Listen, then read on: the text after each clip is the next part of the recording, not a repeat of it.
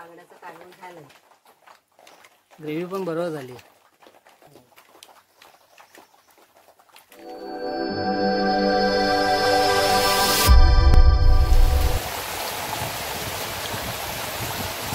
शुभ दुपार मित्रांनो, मी विजय वाघवे. आपलं स्वागत होतं माझ्या गावातूनच.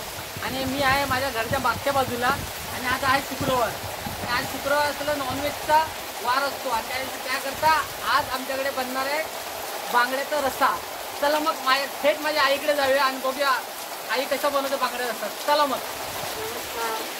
आई हे काय बांगडे? हे बांगडे आहे. साहित्य सांग जरा. बांगड्याचा रस्सा करायचा आहे. साहित्य आहे खोबरं, टॅमॅटो अर्धा, 2-3 बेडगी मिरची आहे, 7-8 लसूण आहे, जिरं आहे, 7-8 आल्याचे तुकडे घेतले, एक कांदा घेतले आणि कोथिंबीर. आणि तिकडे मसाले, हळद, मच्छी मसाला, आपला लाल तिखट, तेल, कोथिंबीर कापलेली वरून टाकायला, कोकम आणि मीठ टाकूया.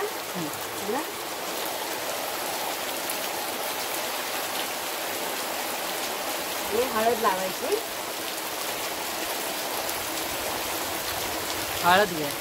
हळद लावायची. आता हळद टाकली आणि मीठ आणि हळद अशी मिक्स करून घ्या. लावून घ्यायची. आता शिकून घ्यायचं. तर मसाला पण वाटून घ्यायचा.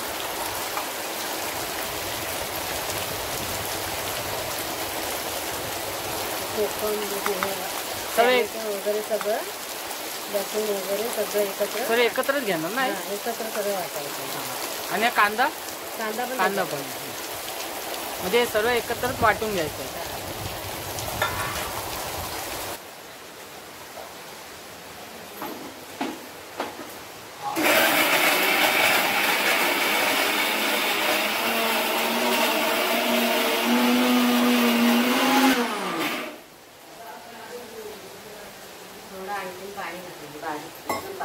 एकदम बारीक.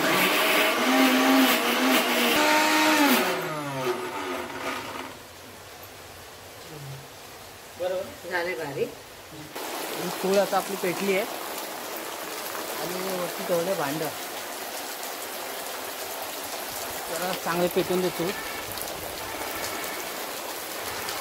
तेल टाकते.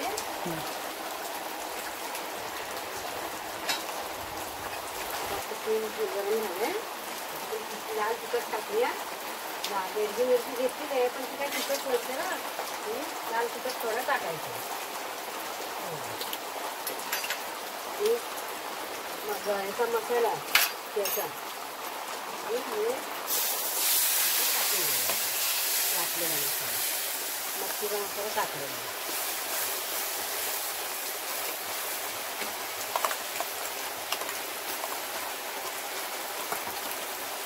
चांगलं तेल सुटलं पाहिजे. याला चांगलं तेल सुटलं पाहिजे. चांगलं परतून घ्यायचं. किती वेळ परतला पाहिजे?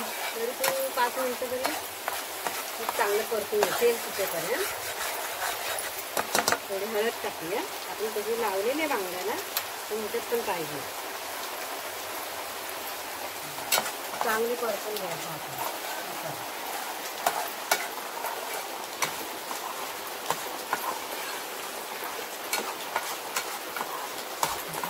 चांगली पेटलेली आहे. चांगलं परतून घ्यायचं. तेल सुटलं पाहिजे मसाल्याला. पाणी होते आपण.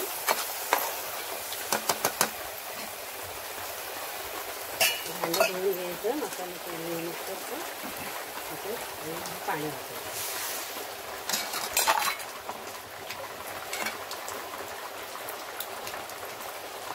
कसं पाहिजे तुम्हाला? एकदम घट्ट पाहिजे तर घट्ट ठेवायचं. पातळ पाहिजे तर पातळ अजून थोडं पाणी ओतायचं. कसं पाहिजे तसं तुमच्या याच्यावरती आहे. म्हणजे भातावरती पाहिजे तर भातावरती पण घेण्यासाठी. म्हणजे पातळ कोणाला जाड आवडतं, कोणाला पातळ आवडतं.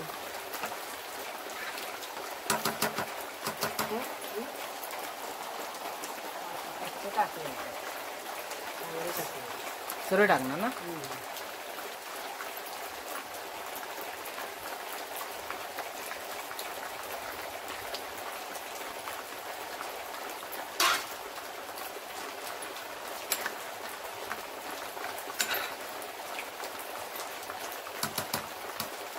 कोकम टाकूया. बस 3 बस झाले. आंबट होईल असतात ना. 2 ते 3 टाकायचे. गावचे कोकम आहेत ते आंबटच असतात. 2-3 टाकले तरी पण घरगुती कोकम आहेत ना ते आंबट असतात. मीठ टाकूया. चवीनुसार मीठ. थोडं मीठ लावलेलं आहे पण मच्छीला, पण तसं थोडं वरून आणि थोडं टाकूया. कढी येऊ दे चांगलं. झालं का शिजलेलं आहे. झाला बांगड्याचं काढून झालं तर उतरूया.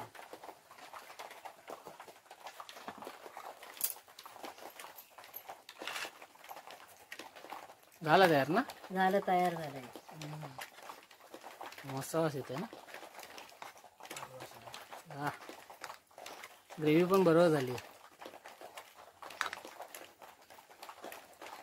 तर तुम्ही पण असं करून बघा आणि सोप्यात सोपे अगदी लगेच होणारी आहे रेसिपी. लगेच होईल रेसिपी. असं करून बघा तुम्ही. कोथिंबीर टाकी आता.